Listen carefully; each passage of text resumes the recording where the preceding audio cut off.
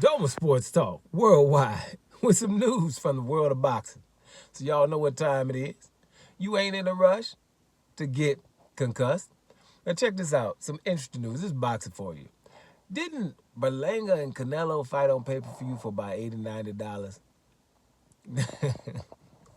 This is boxing for you. Two dudes is better than both of them. David Morrell and David Benavidez is rumored to be in talks to fight real soon.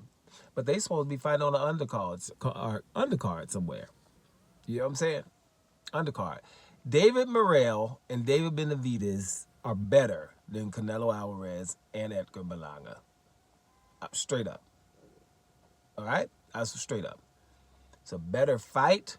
It's a competitive fight. It's two undefeated dudes who we know that can throw down, right? Champions and stuff like that. But on the undercard, that's a pay-per-view fight, actually. And, I wouldn't care if it's free or not. That's not the point. It's just how we looking at it. If David Morrell and David Benavidez fight, it ain't supposed to be on no undercard. It's a headline fight. It's a huge fight.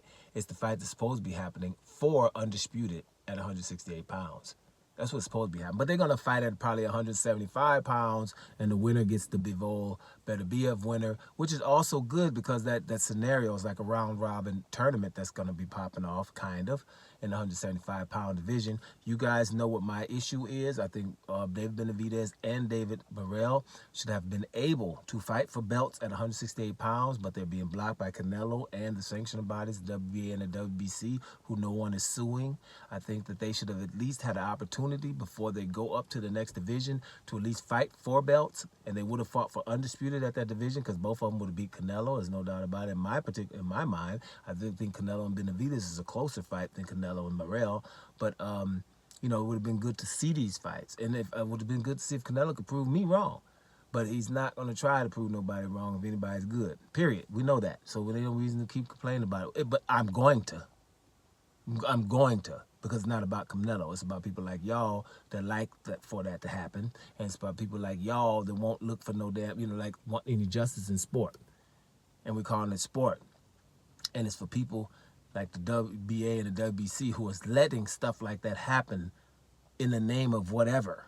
You know what I mean? It's like, damn, man, y'all got other athletes here that you're not giving an opportunity to fight for belts. Now they got to move up to the next weight division and throw down.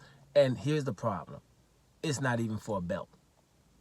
You know what I'm saying? It's not even for a belt. And both of these guys deserve to be fighting for belts. Both of them are really ridiculously awesome fighters. Both of them. So, yeah, let's see what happens. David Morrell versus David Benavidez at any weight is an awesome fight. I just think it should be a headliner. And I think both of them should have already won belts already if they would have just been given the opportunity. And I think that, here's another thing. I think that you should be thinking the same way. If you're not thinking that fighters should get an opportunity to fight for the belts and are not getting them because somebody who's holding the belts to refuse to fight them and won't go by the rules, then something is wrong with you. Trust me, there's something wrong with you. Get help. Doma Sports Talk worldwide. And I'm about to here, y'all.